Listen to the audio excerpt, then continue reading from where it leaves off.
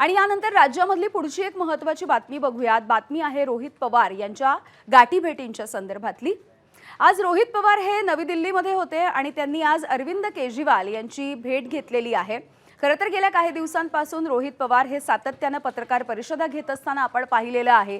अजित पवार यांचं ज्या पद्धतीने अपघाती निधन झालं याविषयी वारंवार रोहित पवार हे शंका व्यक्त करताना दिसत आहेत आणि अपघाताच्या निष्पक्ष आणि सखोल चौकशीसाठी रोहित पवार अनेक बड्या नेत्यांच्या भेटीगाठी घेत आहेत। आज ते दिल्लीमध्ये होते।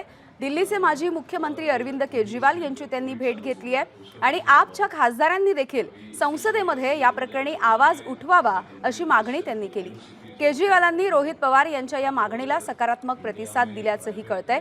याआधी देखील रोहित पवार यांनी मुख्यमंत्री देवेंद्र फडणवीस सोबतच दोन्ही उपमुख्यमंत्री राज ठाकरे उद्धव ठाकरे यांच्याही भेटी घेतलेल्या आहेत।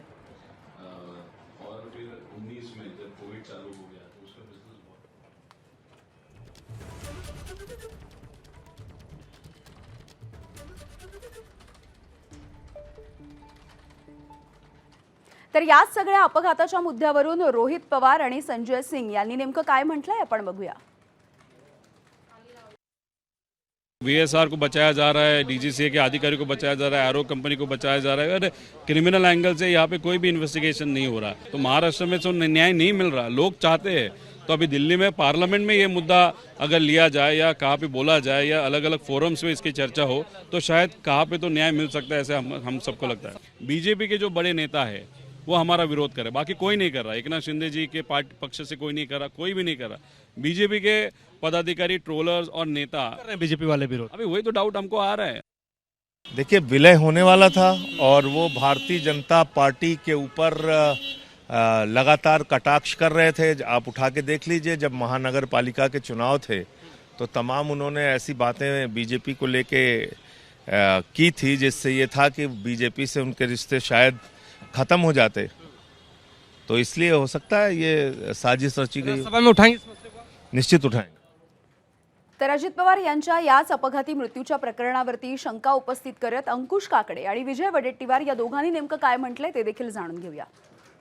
रोहित पवारांनी ज्या वेळेला जी चौकशी करण्याचा प्रयत्न केला त्यामध्ये मात्र असं लक्षात येतंय की हा अपघात नसून त्याच्या पाठीमागे काहीतरी घातपात आहे, मोठं षडयंत्र आहे। त्या विमान कंपनीच्या मालकाला अशा बरदास्त देणं हे योग्य नाही।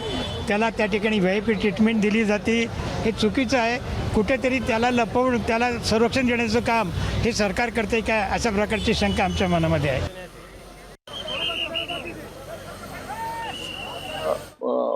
प्लेन क्रॅश नंतर जी काही प्रॉब्लेम जे काही विषय पुढे आले आणि ज्यातून ती चर्चा महाराष्ट्रभर देशभर झाली, त्यातून मला असं वाटतं की राहुलजी ना भेटून राहुलजी पण या प्रकरणामध्ये सत्यता बाहेर येण्यासाठी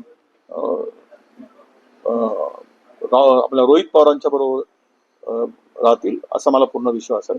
पण हा घातपातच आहे, हा अपघात नाही, हे मात्र आता महाराष्ट्रातील देशातील लोकांना कळून चुकलंय आणि ही सत्यता बाहेर आली पाहिजे, त्यासाठी काँग्रेस सोबत। तर अजित पवार यांच्या अपघाताविषयी वारंवार शंका उपस्थित करत रोहित पवार हे वारंवार पत्रकार परिषदा घेतात आणि बोलतायत। या सगळ्यामध्ये आता जय पवार हे येत्या सोमवारी पत्रकार परिषद घेणार आहेत, त्यामुळे जय पवार हे नेमकं काय बोलणार पत्रकार परिषदेच्या माध्यमातून हे देखील बघणं महत्त्वाचं आहे। काही दिवसांपूर्वी जय पवार यांनी VSR कंपनीचे मालक VK सिंग यांचा मुलगा रोहित सिंग याचा एक व्हिडिओ देखील पोस्ट केला होता। विमानामध्ये पायलटच्या सीटवरती झोपलेला रोहित सिंग या व्हिडिओमधून दिसत होता आणि हा व्हिडिओ पोस्ट करत जय पवार यांनी VSR कंपनीला चांगलंच धारेवर धरलं होतं। त्यामुळे जय पवार हे येत्या सोमवारी अजित पवार यांच्या अपघाताच्या अनुषंगाने पत्रकार परिषदेमध्ये काही भाष्य करणार का हे बघणं महत्त्वाचं ठरणार आहे।